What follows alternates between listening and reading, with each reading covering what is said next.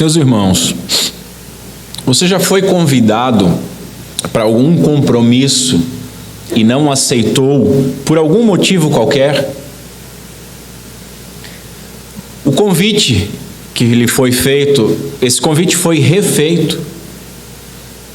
Você já teve a experiência de ter sido convidado várias e várias vezes e recusado várias e várias vezes, e de repente, para o bem ou para o mal, parou de ser convidado?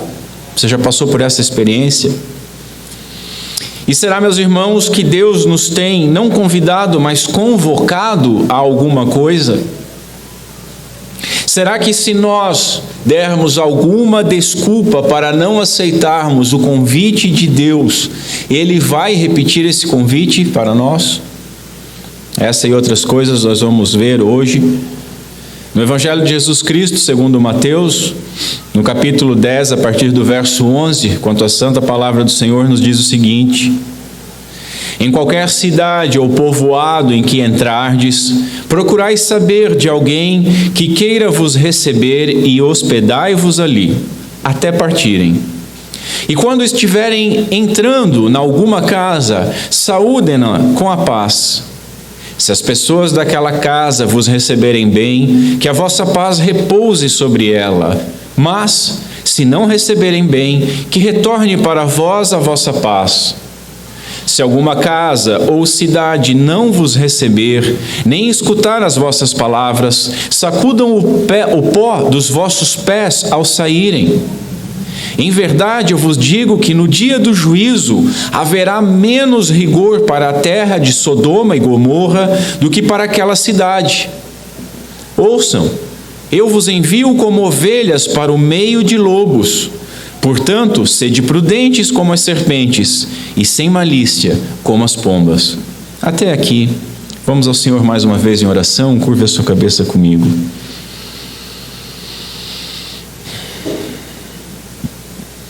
Senhor Deus,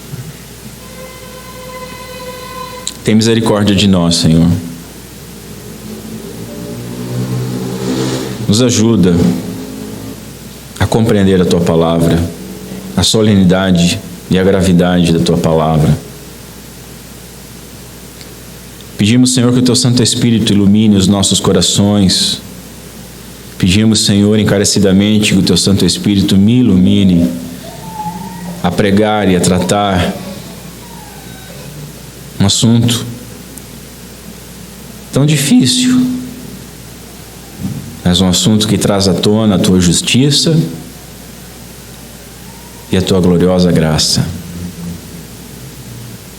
Nos ajuda, Senhor, e glorifica o Teu Filho em nosso meio. Nos ajuda a compreender a Tua palavra. Abre, Senhor, os nossos ouvidos e abre os nossos corações, e que tenhamos ouvidos para ouvir a Tua santa convocação. Pedimos essas coisas no santo nome de Cristo Jesus. Amém. Irmãos, na última oportunidade nós vimos que Deus, Ele sustenta os seus trabalhadores por meio da generosidade daqueles que são alcançados pelo trabalho pastoral. Os apóstolos, eles foram graciosamente abençoados para que abençoassem de maneira graciosa. Eles foram enviados sem provisões humanas, devendo aprender a obedecer, a depender e a confiar somente em Deus. Apesar da ordem ser exclusiva para aquele momento histórico, nós aprendemos um princípio muito importante, que o Senhor provém as necessidades dos trabalhadores na obra de Deus por meio do sustento da igreja. No texto lido hoje, até o verso 15, o Senhor, Ele fornece as últimas instruções que são exclusivas aos apóstolos e exclusivas para esta primeira missão. Nós podemos denominá-las como as instruções que tratam sobre a conduta que eles deveriam observar durante a sua viagem. O verso 16, ele é um elo entre aquilo que foi exclusivo para os apóstolos naquela oportunidade e tudo aquilo que é dirigido a todos os crentes em todas as épocas. Assim, nós veremos hoje que a mensagem do reino, ela é urgente, ela é solene e ela exige uma resposta individual que envolve consequências eternas. A misericórdia está dando uma oportunidade singular ao povo da promessa no texto. Contudo, parafraseando Paulo, nós sabemos que nem todo o povo da promessa é de fato herdeiro da promessa. Muitos judeus negariam o Senhor, provando então que a bênção ela não é naturalmente hereditária, mas ela é sobrenaturalmente eletiva. Os discípulos, eles estão sendo enviados como ovelhas para o meio dos lobos, e esses lobos são o seu próprio povo. Por fim, e essa parte mais importante, nós veremos que rejeitar o reino é um gravíssimo pecado. É um pecado muito pior do que a imoralidade, tanto proverbial quanto literal, de Sodoma e Gomorra. A queda, meus irmãos, ela atingiu todo o homem e o homem todo. Todos caíram em Adão e todos merecem a justa condenação de Deus. Agora analise comigo, se todos pecaram, então ninguém é melhor do que ninguém. E se a salvação ela é imerecida, sem merecermos, ela é somente alcançável pela graça de Deus. É a graça que salva, e a graça salva mediante a fé, e essa fé nos conduz à aceitação do reino, e essa graça nos impede a rejeição do reino. Todos estavam condenados, mas devemos notar que a situação é muito pior para aqueles que recebem tal conhecimento e rejeitam. Porque aqueles que rejeitarem Jesus, desprezando a pregação do Evangelho, estarão numa situação muito mais severa que os demais. E que Deus, nosso Senhor, seja misericordioso e ilumine os nossos corações com a luz do seu Evangelho. Eu quero, em primeiro lugar, destacar que os apóstolos eles deveriam buscar aproximar-se daqueles que serão receptivos ao reino. Ou seja, eles deveriam hospedar-se, e muito provavelmente a sua tradução bíblica vai dizer que eles deveriam procurar os dignos. Eles deveriam hospedar-se com os dignos, aqueles que quisessem recebê-los. Precisamos ter claro que não existe dignos em sentido moral. Essa dignidade, ela não se refere ao caráter moral ou ao caráter religioso do futuro anfitrião, da pessoa que receberia o apóstolo em sua casa. Mas então o que torna uma casa digna, o que torna um anfitrião digno? Seria logicamente a prontidão em receber os pregadores e a mensagem deles, a sua mensagem do reino. E foi por conta disso que eu preferi a tradução: procurai saber de alguém que queira vos receber, ao invés de procurai alguém digno. Procurai saber de alguém que queira vos receber. Essa é a dignidade. Notemos aqui, meus irmãos, algo implícito. Há aqui implícito o decreto divino da eleição. Não é o mensageiro que decide, nem quem ouvirá, nem quem o receberá. Exclusivamente Deus conhece aqueles que são dignos, e é Ele que vai mover o coração das pessoas para receberem. Ou seja, não são os apóstolos que escolhem a casa mais bonitinha ou mais confortável, aquela pessoa mais empática, mas é Deus quem escolhe. A dignidade do ouvinte é definida então por sua disposição em ouvir o Evangelho. E nós sabemos, meus irmãos, que o homem natural, ele não pode inclinar-se para as coisas do Espírito de Deus sem a regeneração que é realizada pelo próprio Espírito de Deus. E novamente será a eleição que irá definir os ouvintes. Como os discípulos não sabem quem são os eleitos, assim como nós não sabemos, eles deveriam então procurar essas pessoas dignas, procurar essas pessoas que o receberiam. E ao procurá-los, deveriam pregar então para todos, assim como nós devemos fazer, porque nós não sabemos quem será receptivo à mensagem. E pregando a todos, eles deveriam dedicar-se e associar-se com aqueles que dessem ouvidos. Isso é muito instrutivo para nós. Esse é o meio que Deus usa ainda hoje para procurar os adoradores em espírito e em verdade. Qual? A pregação do Evangelho. E aí nós devemos nos perguntar, será que nós temos sido ouvintes dignos do Evangelho? E será que temos pregado a todos o Evangelho e nos dedicado àqueles que se mostram dignos? Nós devemos selecionar as nossas companhias na obra de Deus. O crente, ele deve buscar pessoas adequadas para se associar a ele no santo serviço. Como andarão dois se não há concordância entre eles? Questionou o profeta Amós. Notemos que o Senhor deixa claro que não há neutralidade com as questões do reino de Deus. Não há um muro para você ficar em cima, ou você está de um lado ou você está do outro.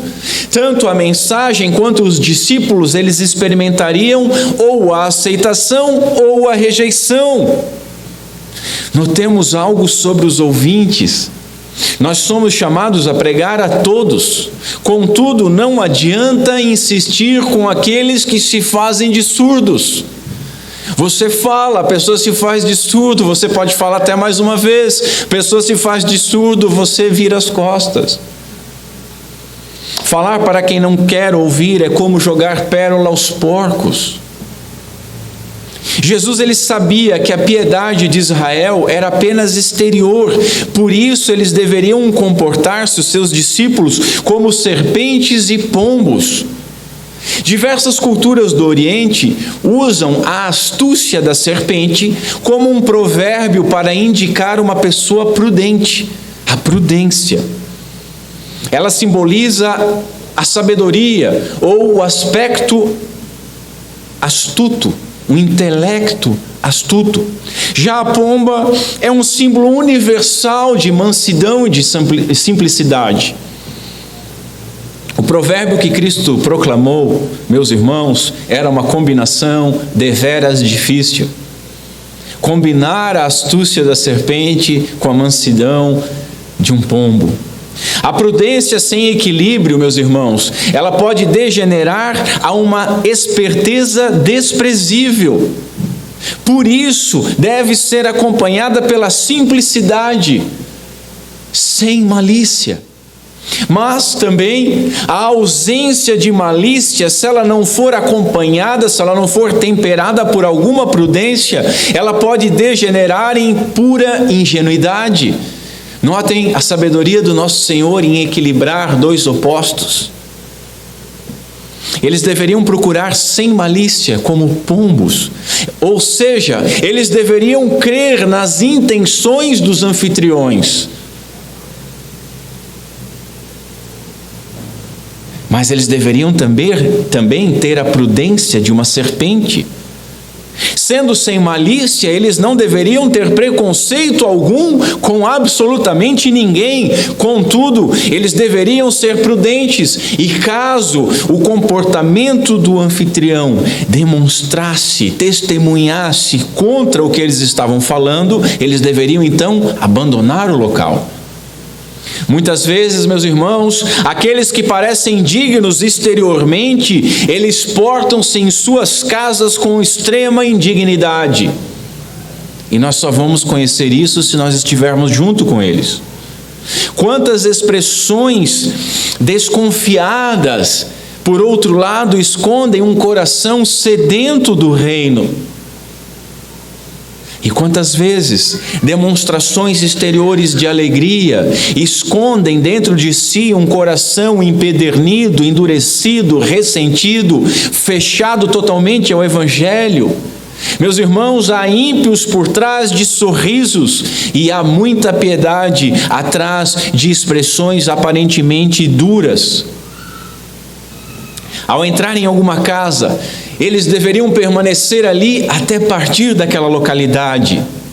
A instrução de procurar aqueles que os recebessem elimina a procura por aqueles que poderiam proporcionar mais conforto, melhores condições. Não era isso que eles deveriam procurar.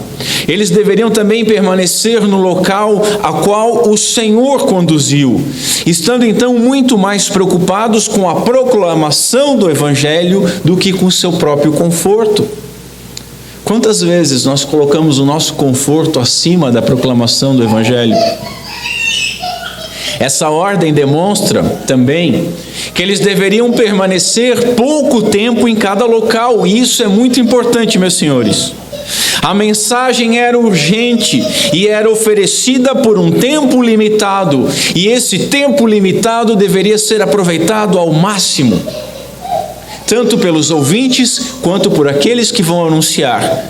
Mudanças envolvem perda de tempo, e cada região teria um pequeno espaço de tempo com esses ilustres evangelistas. Quem ouvisse deveria aproveitar rapidamente a misericórdia de Deus através da proclamação. Mais tarde eu vou voltar a esse assunto e vou enfatizar um pouco mais.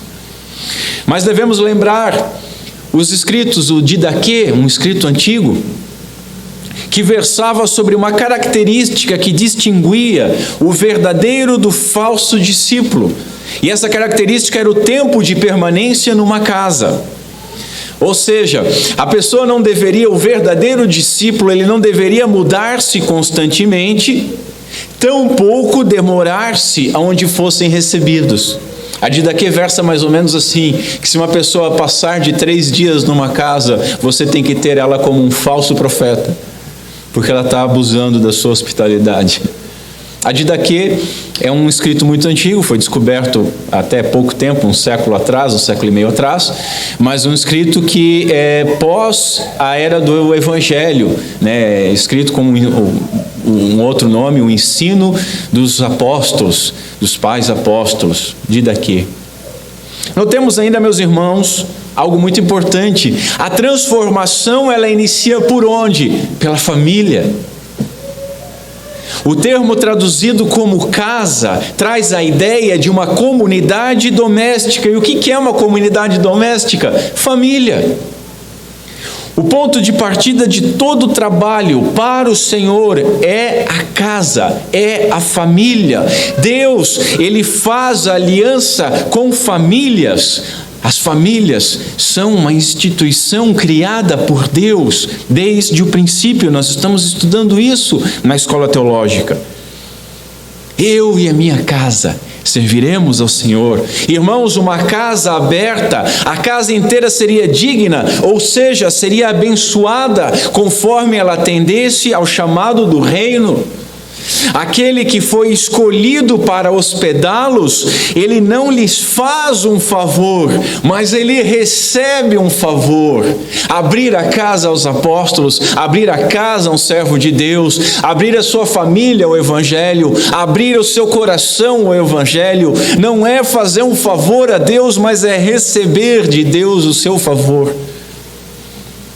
Com uma convivência também haveria um testemunho mútuo, tanto da casa que deveria ser julgada, quanto do próprio apóstolo, porque tanto as virtudes dos anfitriões, quanto as fraquezas dos enviados ficariam expostas. Nós só conhecemos alguém quando nós compartilhamos, como diz o ditado, 1 quilo de sal com a pessoa.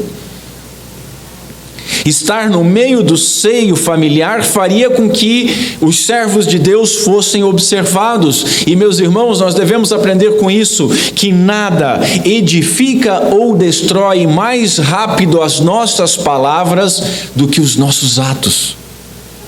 Nós podemos construir um monumento com as nossas bocas, mas uma atitude nossa pode derrubar tudo. As nossas atitudes diante dos outros podem ser gritos que silenciam a nossa pregação, por mais bíblica que ela pareça.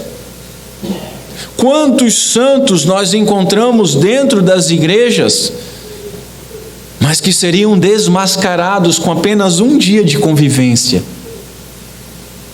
O que nós somos nos nossos lares, meus irmãos, é o que nós somos de verdade. Eles deveriam também abençoar, deveriam saudar a casa com a paz, shalom, uma saudação, a saudação, aliás, mais comum no judaísmo.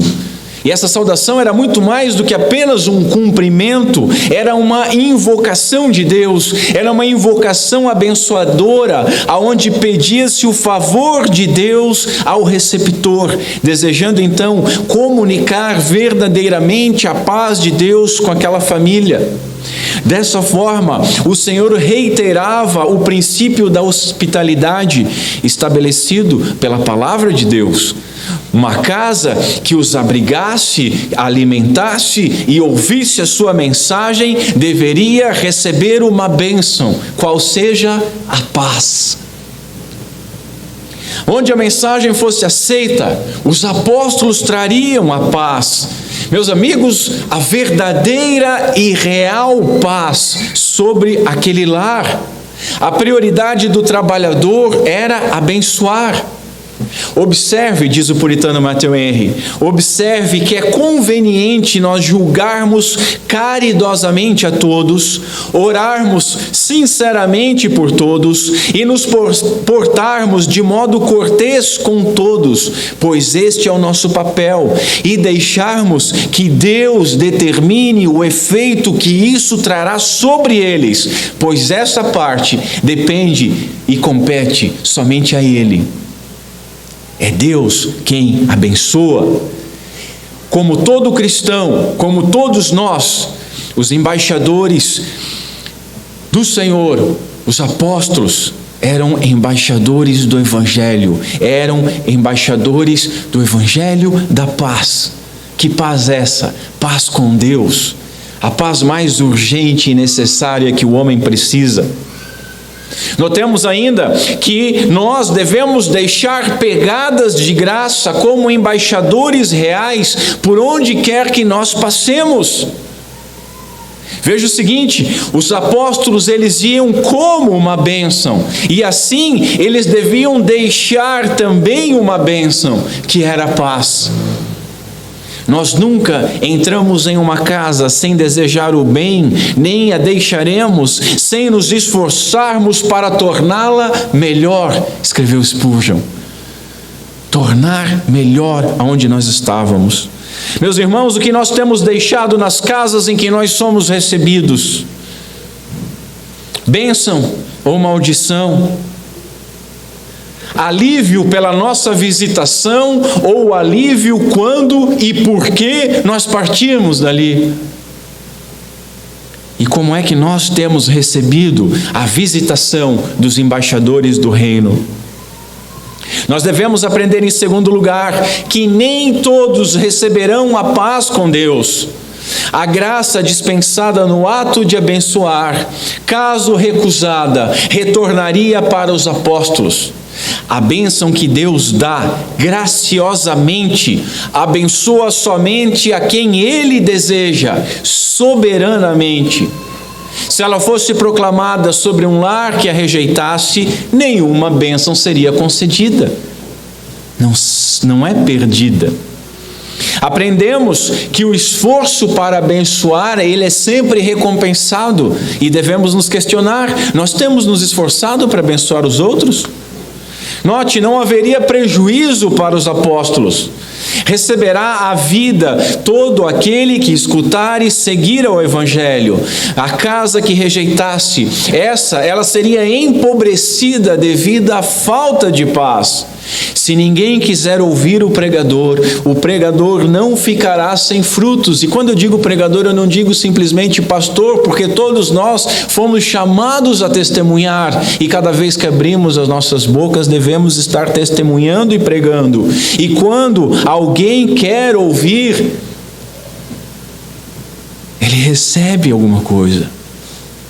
E se ninguém quiser ouvir, nós que falamos, que pregamos, não ficaremos sem frutos. A paz voltará a ele quando o Senhor recompensá-lo pelo seu trabalho.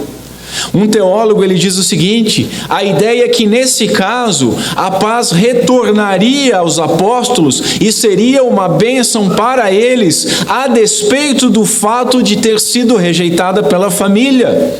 Do ensino deste versículo, meus irmãos, nós podemos deduzir uma regra geral, que aqueles que procuram fazer o bem e abençoar os outros obtêm utilidade e valor da sua vida, e a despeito das aflições alheias, sem importar se tal bondade ela é ou não aceita.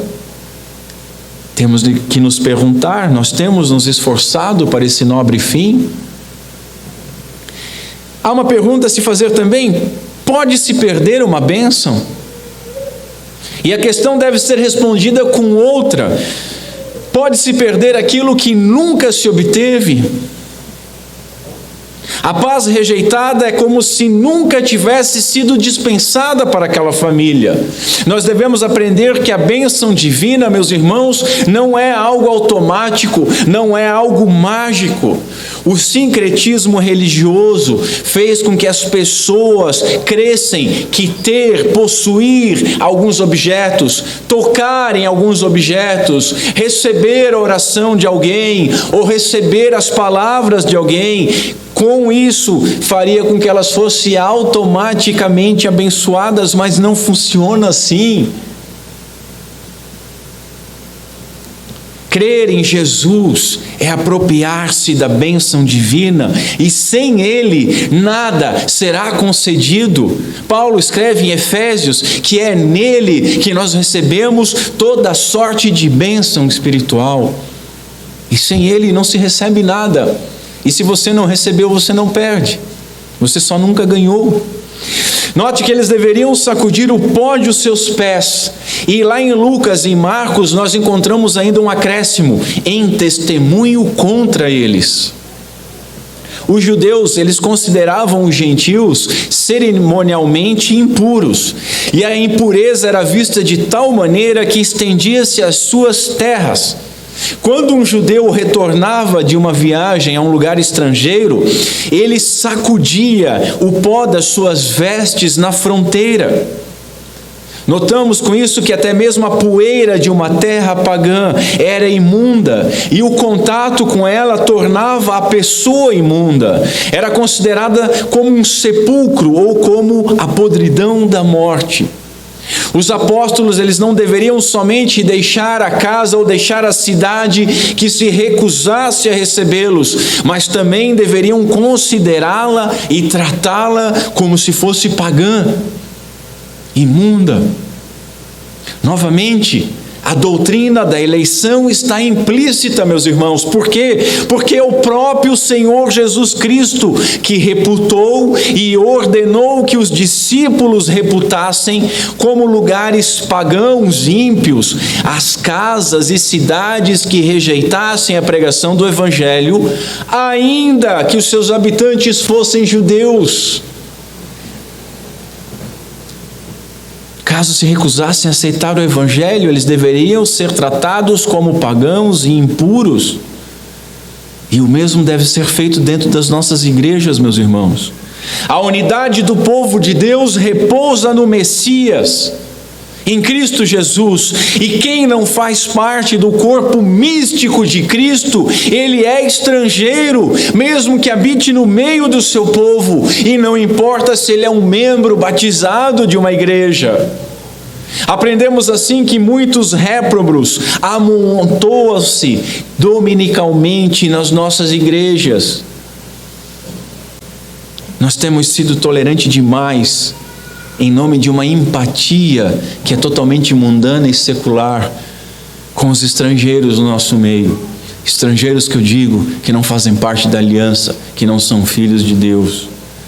Os judeus, eles deveriam ser tratados como pagãos, assim como nós não devemos ter comunhão com crentes professos que são impiedosos. Não sou eu que estou falando isso, é o Evangelho que fala isso, e eu chamo Paulo também, que escreve o seguinte: o que eu queria dizer era que vocês não devem se associar a alguém que afirma ser irmão, mas vive em imoralidade sexual, ou é avarento, ou adora ídolos, ou insulta as pessoas, ou é bêbado, ou explora os outros. Paulo, nem ao menos comam com gente assim. Não cabe a mim julgar os de fora, mas certamente cabe a vocês julgar os que estão dentro. Deus julgará os de fora. Portanto, diz Paulo, eliminem o mal do meio de vocês. 1 Coríntios 5. Notemos que a ordem paulina diz respeito àqueles que estão dentro da igreja. E se nós devemos vigiar dessa maneira com aqueles que estão dentro da igreja, quanto mais nós devemos ser prudentes e nos separar daqueles que estão fora. Spurgeon diz o seguinte: deixe toda a comunhão com aqueles que não desejam comunhão com o seu Senhor. Meus irmãos, ou a nossa vida é pautada pelo Evangelho por Cristo Jesus ou não é? Como é que alguém que rejeita o teu Senhor, você vai ter comunhão com Ele? Como andarão dois se não concordam? Quem não aceita o nosso Senhor pode até nos aceitar, mas preste atenção, nós, ao aceitarmos esta comunhão, nós estamos excluindo dessa comunhão o nosso Senhor. Entende isso, igreja? Nós devemos preferir alguém que não tenha simpatia por nós, mas que sirva ao mesmo Senhor, do que o amor daqueles que aborrecem ao nosso Deus. Nós devemos ler mais as nossas Bíblias. O apóstolo João escreve na sua segunda carta o seguinte: quem se desvia deste ensino não tem ligação alguma com Deus, mas quem permanece no ensino de Cristo tem ligação com o Pai e também com o Filho. Note, se alguém for às suas reuniões e não ensinar a verdade de Cristo, não o convide a entrar em sua casa, nem lhe deem nenhum tipo de apoio. Quem apoia esse tipo de pessoa, diz João, torna-se cúmplice das suas obras malignas. Nós precisamos ler mais as nossas Bíblias, meus irmãos. Veja, Jesus nunca buscou ser aceito. Mas a igreja, ela tem se auto-enganado, achando que ela pode ser relevante no mundo, que ela pode ser bem aceita no mundo, abrindo mão dos seus princípios eternos, que são mandamentos de Deus, para se assemelhar ao mundo. Chamam isso que é frouxidão de piedade, de empatia, de inclusão, ou qualquer outra palavra moderninha. Note que o desprezo pelo Evangelho normalmente acompanha o desprezo pelos seus ministros, e qualquer um deles, tanto o desprezo pelo Evangelho como o desprezo pelos ministros do Evangelho, se transformará em um desprezo por Cristo e será computado dessa maneira, escreveu um puritano. A igreja, meus irmãos, ela tem entretido o mundo, enquanto ela tenta totalmente desajeitada dançar a música que o mundo toca, mas ela não foi feita para dançar essa música, e ela faz papel de palhaço quando se presta a isso. É evidente que nós não devemos tratar aqueles que rejeitam a Cristo com grosseria ou com amargura. Seria o mesmo que não sentir compaixão por um doente terminal à nossa frente. Você não vai olhar para um doente terminal e dizer assim: que asco, vai morrer. É assim que nós devemos olhar para aqueles que rejeitam o Senhor. A doença de todo aquele que rejeita o Senhor implica na morte eterna, e ela já é dura o suficiente, meus irmãos. Não precisamos chutar gato morto.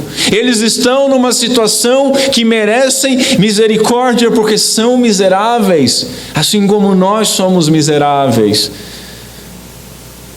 A nossa justiça está em confessarmos a nossa miséria e dependermos da misericórdia. Mas em que situação estão aqueles que miseráveis estão e viram as costas, desprezam a misericórdia oferecida? Spurgeon diz o seguinte: é temível que nós tratemos aqueles que rejeitam a Cristo de modo tristemente amargo e não afirmemos a rejeição deles a Cristo como a repulsa que isso merece. Notem, dois temperos no que o Spurgeon está falando. Um sabor agridoce. Ele continua: nós devemos deixar os pecadores impenitentes saberem que nós os consideramos fora da nossa comunhão. Como que nós fazemos isso, irmãos? Sejamos misericordiosos, orando em todo o tempo para que o Espírito Santo de Deus nos auxilie a demonstrar tanto a compaixão pelas vidas, quanto a reprovação pela rejeição que essas pessoas trazem com relação a Cristo. Nós não podemos ficar com raiva de uma pessoa que está com uma arma apontada para a própria cabeça. Mas nós também não podemos aplaudir a sua atitude. Temos que deixar isso bem claro.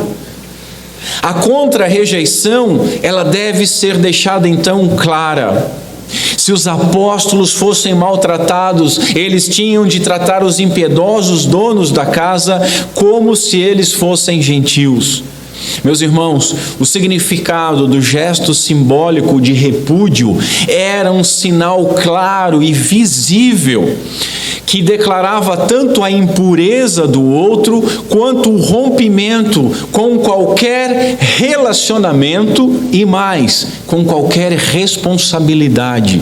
Isso é muito importante. Nós devemos aprender que o Evangelho, ele não se demora com aqueles que não o recebem. E sacudir até a poeira dos seus calçados. Ao fazer isso, eles declaravam não ter mais nada a ver com aquela gente e principalmente não ter mais nada a ver com o destino que aguardava aquelas pessoas. Isso é sério. Quem quer ouvir já ouviu tudo. E também não pode deter o mensageiro porque ele precisa ir para outra cidade. Agora, quem não quer ouvir, para esse terminou o tempo de graça. Esse a si próprio se condenou. Como diz as Escrituras, hoje, se ouvirem a sua voz, não endureçam o seu coração. Hebreus 4:7. Rejeitar ao Senhor, meus irmãos, é tão abominável que contaminaria até mesmo o solo onde eles passaram. E esse solo deveria ser sacudido. Como que nós temos tratado os inimigos de Deus, meus irmãos? Nós parecemos às vezes adolescente que tem os hormônios que bagunçam os sentimentos. Nós amamos e respeitamos quem não devemos amar e respeitar, desprezamos aqueles que deveríamos amar. Como que nós temos tratado os inimigos de Deus? Veja, não são os nossos inimigos, são os inimigos de Deus. Nós temos sacudido o pó. Será que não erramos ao aceitar passivamente a rejeição deles ao nosso Senhor, enquanto afirmam que eles nos aceitam, apesar de nós sermos crentes, ou porque nós somos crentes diferentes, seja lá o que isso significa? Geralmente isso significa que você não é um bom crente, né? Será que nós não temos respeitado a rejeição dessas pessoas como se fosse apenas uma opinião, e uma opinião tão justa, tão digna e tão válida quanto se o recebessem? Ah, você Recebe o Senhor? Sim, recebo. Ah, você não recebo? Ah, que bom, então vamos dar todo mundo as mãos e vamos cantar Imagine do John Lennon. Não!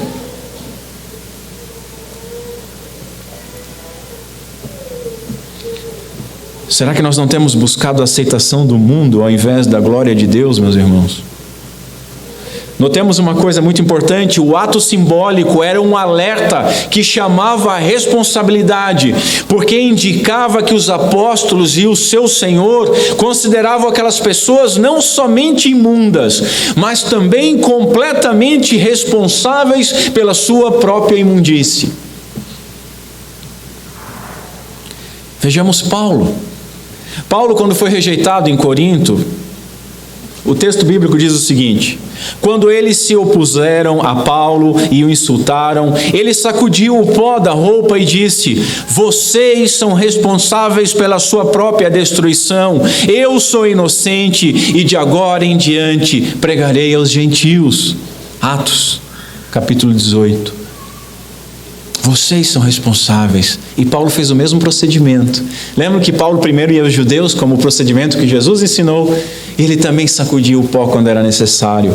Meu irmão, será que nós já imaginamos um ato de contra-rejeição? Vejam, eles foram rejeitados e o ato de sacudir o pó era deixar claro a contra-rejeição, era um ato de contra-rejeição. Será que nós imaginamos isso como algo amoroso?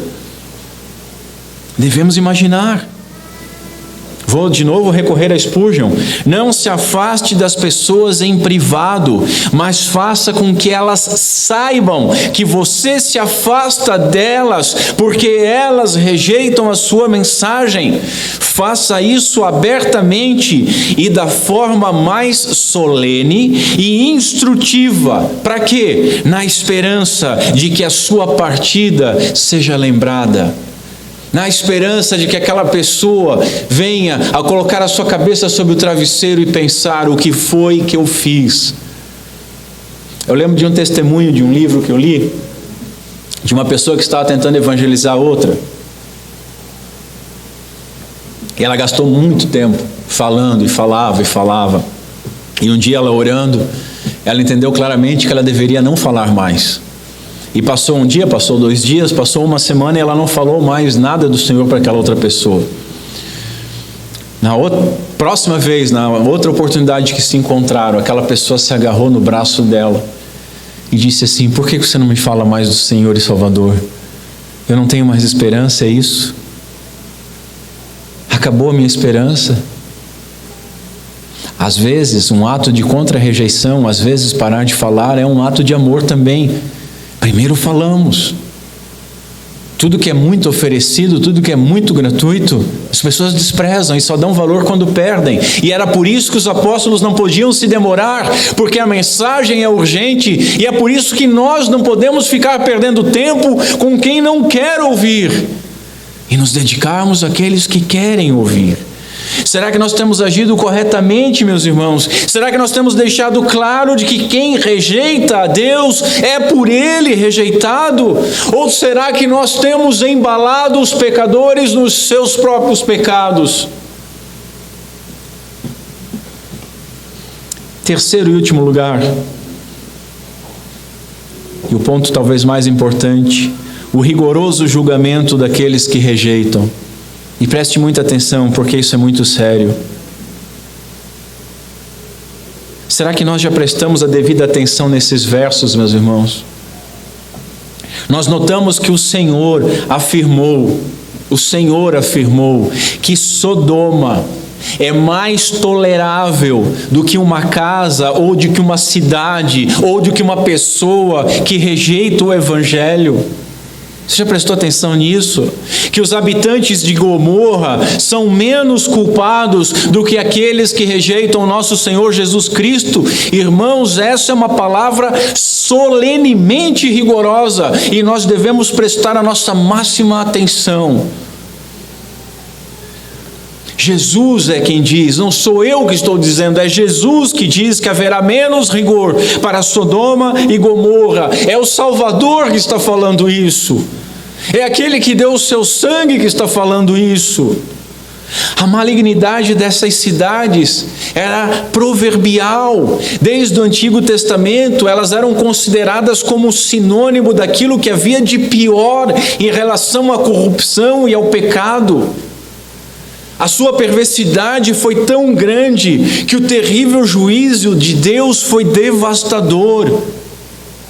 Assim como tudo que estava ligado a Sodoma e Gomorra carregava maldição, até mesmo o pó das casas, das cidades e das pessoas que rejeitassem o Senhor deveriam ser considerados maldito.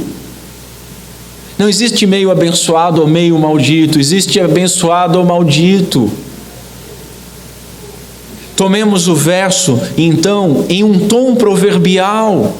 Ai da cidade, ai da casa, e ai daquela pessoa que não recebe o Evangelho.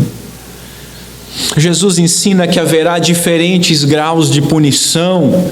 Há pelo menos 25 passagens no Novo Testamento que informam que haverá níveis de recompensa no céu ou de condenação no inferno. Se na glória haverá galardões, no inferno haverá maior rigor para alguns tipos de pecadores. Sem dúvida, entre o céu e o inferno existe um abismo intransponível, como diz Lucas capítulo 16, de modo que a pessoa, numa situação mais inferior no céu, ela estará numa situação infinitamente melhor do que aquela pessoa que se encontra no nível mais elevado, mas do inferno. Sproul esclarece isso. Meus irmãos, que nós sejamos contados entre aqueles que irão para a glória, porque lá, o menor que estiver lá, ainda será um filho de Deus abençoado. Por outro lado, que nós jamais sejamos contados entre os réprobos, pois no inferno, o melhor dos pecadores ainda é um maldito, eternamente afligido. Todas as dores do inferno serão insuportáveis, mas alguns sofrerão mais que os outros e serão açoitados com mais açoites. Notemos, é Jesus quem determina a punição mais severa para a rejeição. Isso é muito sério, irmãos. A ideia de julgamento, ela saiu de moda, inclusive dentro das igrejas. Contudo, as nossas Bíblias afirmam claramente que haverá um terrível dia do juízo, e neste julgamento futuro, todos terão de dar contas. E hoje, aquilo que hoje aqui é motivo de piada, tanto com relação ao céu como com relação ao inferno, naquele dia será a razão de desespero, de aflição e de dor. Por isso, meus irmãos, cobramos as nossas bocas para que delas jamais saia algum tipo de zombaria com relação ao julgamento divino e ao futuro eterno dos homens. É terrível a desgraça que espera os moradores de Sodoma e Gomorra. A chuva de fogo e enxofre foi apenas uma prelibação, foi apenas um aperitivo do que aquilo que eles vão experimentar. Mas a sua porção não será tão insuportável quanto a daqueles a quem o Evangelho é pregado com toda a liberdade. E ainda assim, eles não desejam receber os seus mensageiros, nem mesmo ouvir as palavras deles. Com que solenidade, diz Spurgeon, essas ameaças envolvem tanto os que pregam quanto os que ouvem sobre o reino. Que tragédia será para aqueles que receberem o pior castigo. Podemos afirmar que a punição do pecado, ela é potencializada pela rejeição. Eu tinha escrito isso aqui de uma forma diferente e resolvi reescrever porque os irmãos não iam entender e estava errado. Eu tinha escrito mais ou menos assim, que podemos afirmar que a punição do pecado, ela é potencializada pela graça. E aí eu estaria fazendo um contraponto. Não deixa de ser verdade. É a rejeição à graça que potencializa a punição. A graça é oferecida por meio da pregação. A pregação, senhores, é o principal meio de graça. E rejeitar a mensagem dos apóstolos, que é a mensagem que nós proclamamos das nossas Escrituras, é rejeitar o reino. E rejeitar o reino é rejeitar o nosso Senhor Jesus Cristo. E rejeitar o nosso Senhor Jesus Cristo é rejeitar ao Pai. E esse é um motivo de grande condenação. Observem o alto valor que o Senhor dá à mensagem do reino dos céus. E será que nós temos dado tanto valor assim a essa mensagem? Será que nós que proclamamos, ou ao menos que deveríamos proclamar, será que nós damos algum valor? E todos nós que temos ouvido essa mensagem domingo após domingo, será que nós temos dado o devido valor? Será que você que está me ouvindo agora, que está acomodado numa cadeira, que está domingo após domingo ouvindo, será que você, será que eu, será que nós temos dado valor a essa mensagem? Aqueles que não ouvem a doutrina que poderia salvá-los serão levados a ouvir a sentença que os destruirá, escreveu Matthew Henry. Naquelas cidades, meus irmãos, Sodoma e Gomorra, o evangelho não foi pregado. Com certeza os pecados dos cidadãos de Sodoma e Gomorra eram muito mais numerosos e eram muito maiores em questão de imoralidade do que os pecados do povo judeu. Isso deve ser óbvio para nós. Contudo, eles eram menor em gravidade.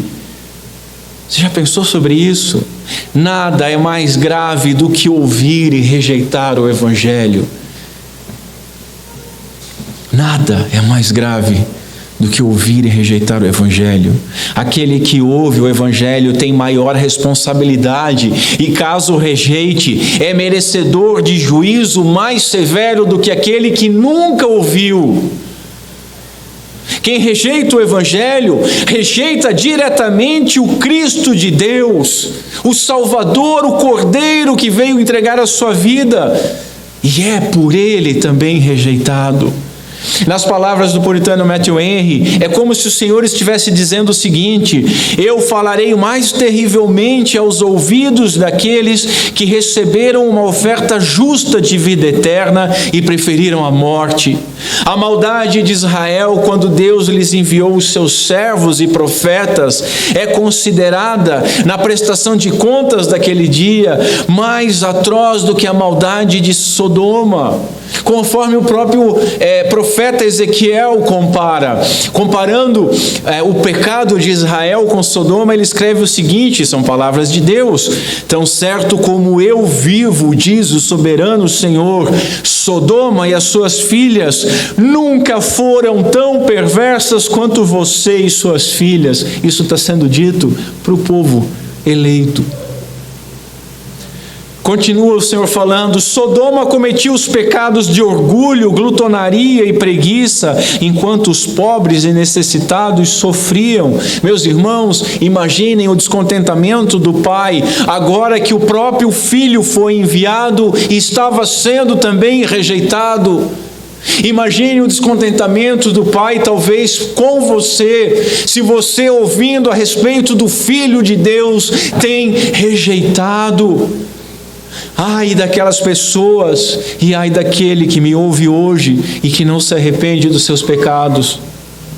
Lembremos, a quem muito é dado, mais será cobrado. Quanto maior for a luz rejeitada, mais severo será o julgamento. Quanto maior a iluminação de alguém, maior será a sua responsabilidade. Sodoma, meus irmãos, ela teve apenas o pálido testemunho de Ló.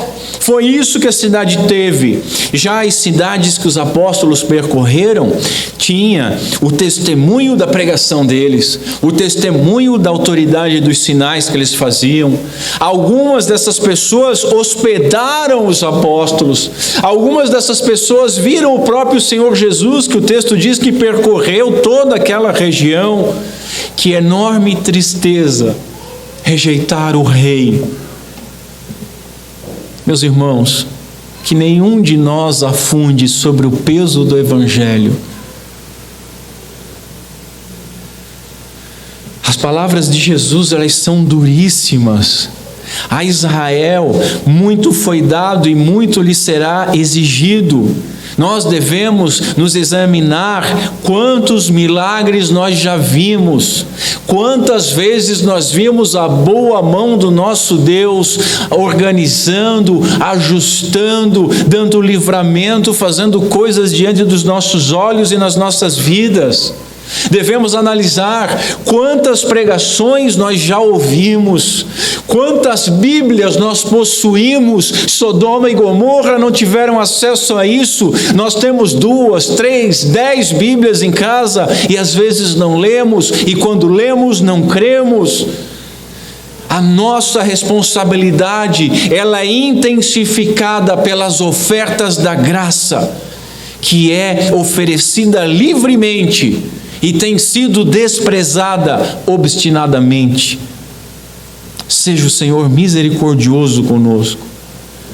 Observamos como é trágico rejeitar o convite do rei. Ele está chamando ao seu reino.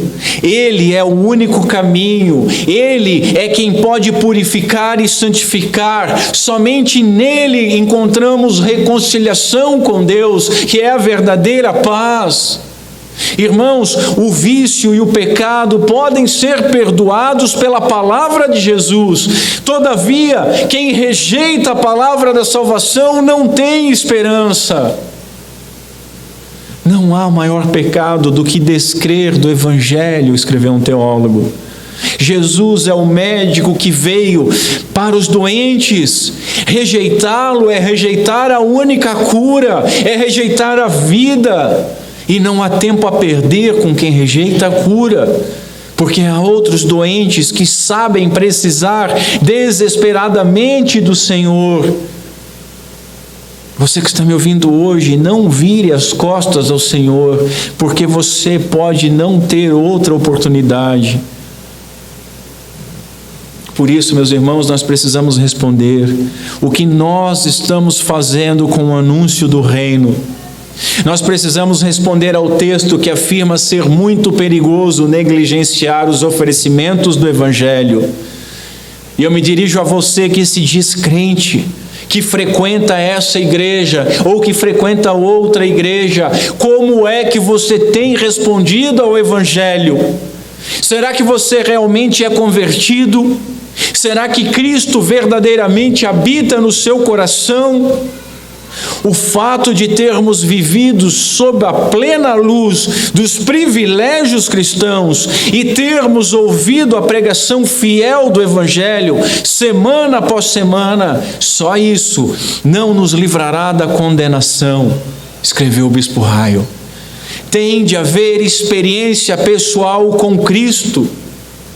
Você pode ser muito mais culpado, preste atenção, você pode ser muito mais culpado do que os homens de Sodoma, que jamais ouviram o Evangelho. Você pode descobrir um dia que mesmo frequentando a igreja, mesmo tendo um certo padrão moral, eu não roubava, eu não traía minha esposa, eu não traía o meu marido, eu fazia isso, eu fazia aquele outro, ainda assim, você pode descobrir um dia, e aí será tarde demais, que está perdido para sempre. O que está fazendo com o Evangelho? Tem honrado a misericordiosa convocação que recebeu?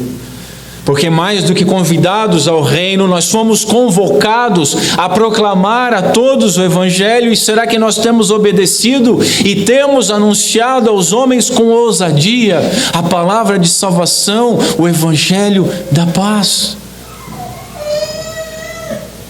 Eu quero me dirigir a você também que nunca ouviu o que está sendo exposto hoje, ou que nunca havia entendido, ou que ainda havia ouvido, mas sempre rejeitou e está conseguindo ouvir hoje. Eu digo para você do mais profundo do meu coração: arrependa-se. A pregação da graça, ela não é feita por ameaças, contudo, as consequências da rejeição foram expostas hoje de maneira transparente. E você está entre a morte e a vida, escolhe hoje, pois, a vida. A minha responsabilidade era pregar, a minha responsabilidade era tornar claro e era chamar. A sua responsabilidade é atender. Quem vai ouvir hoje o Evangelho? Quem estiver em Cristo será co-herdeiro de Deus, co-herdeiro de Cristo, herdeiro de Deus e co-herdeiro de Cristo.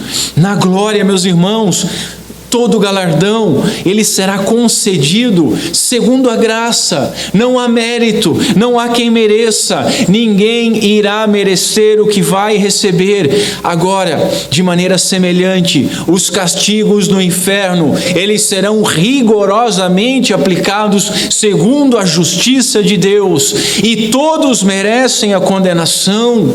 Portanto, todos aqueles que rejeitarem o Senhor, eles receberão exatamente aquilo que merecem, sem uma única gota de misericórdia. Muitos zombam diariamente do anúncio do reino. Muitas pessoas hoje em dia acreditam que o Evangelho é um convite que podem aceitar ou rejeitar conforme a sua vontade. Porém, Deus, ele não convida as pessoas a virem a Cristo.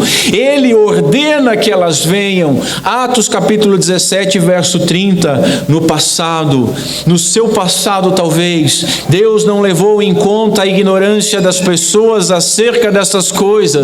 Mas agora Ele ordena a todos e em todo lugar que se arrependam.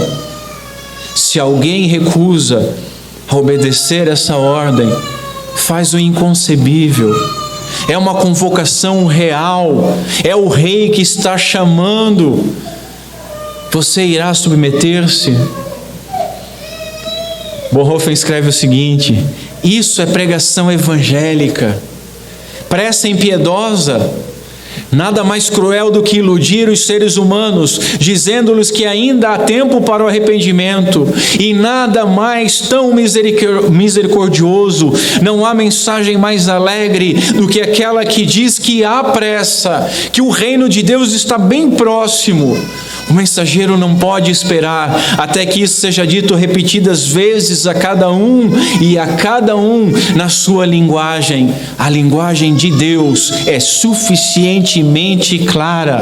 Portanto, meus irmãos, diante da solenidade e urgência da mensagem, arrependa-se. Em último lugar, eu quero me dirigir a você, crente, professo, que tem zombado desta solene mensagem, vivido do seu jeito. Você que tem brincado de ser igreja, eu quero te alertar que a sua hipocrisia, ela será coroada com a rejeição do Senhor. Portanto, arrependa-se. O grande julgamento, ele está suspenso até aquele dia, mas que ninguém imagine que o Senhor tarda, que ninguém descanse achando que por não ver próximo o fogo, que não há um terrível juízo aguardando a sua pessoa. O juízo está apenas sendo retido até um momento determinado. A fornalha do fogo ardente está sendo aquecida 7 vezes mais. Jesus disse o seguinte, prestem atenção: e quando Ele vier, quem que Jesus está falando? Do Espírito Santo de Deus. Jesus está dizendo o seguinte: e quando Ele vier, quando o Espírito Santo vier, convencerá o mundo do pecado. E o que é o pecado? Do pecado porque não creem em mim.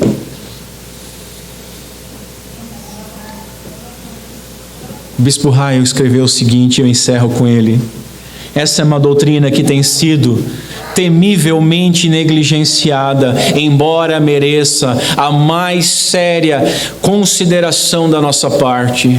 Os homens inclinam-se muito lamentavelmente por esquecer-se de que não é necessário cometer-se pecados gravíssimos para que uma alma fique arruinada para todo sempre. Basta que a pessoa continue ouvindo o Evangelho e não crendo. Basta que a pessoa continue ouvindo o Evangelho, mas não crendo, escutando, mas não arrependendo-se, vindo à igreja, mas não vindo a Cristo, e assim, pouco a pouco, acabará no inferno. Todos seremos julgados de acordo com a luz que nós recebemos. Ouvir as boas novas da grande salvação e, no entanto, negligenciá-las é um dos piores pecados que se pode cometer. E ele continua dizendo: é preciso existir uma união vital com Ele. Nós devemos nos tornar os seus servos e seus discípulos. Sem isso, a pregação do Evangelho só faz aumentar a nossa responsabilidade, torna-nos ainda mais culpados e, por fim, nos fará afundar ainda mais profundamente no inferno. Estas são declarações difíceis de se ouvir e difíceis de falar também, porém, as palavras das Escrituras que temos acabado de ler, elas são claras e são inequívocas, elas são todas verdadeiras. Que Deus Pai seja misericordioso conosco em Cristo Jesus. Amém. Vamos ficar em pé, curva a sua cabeça comigo.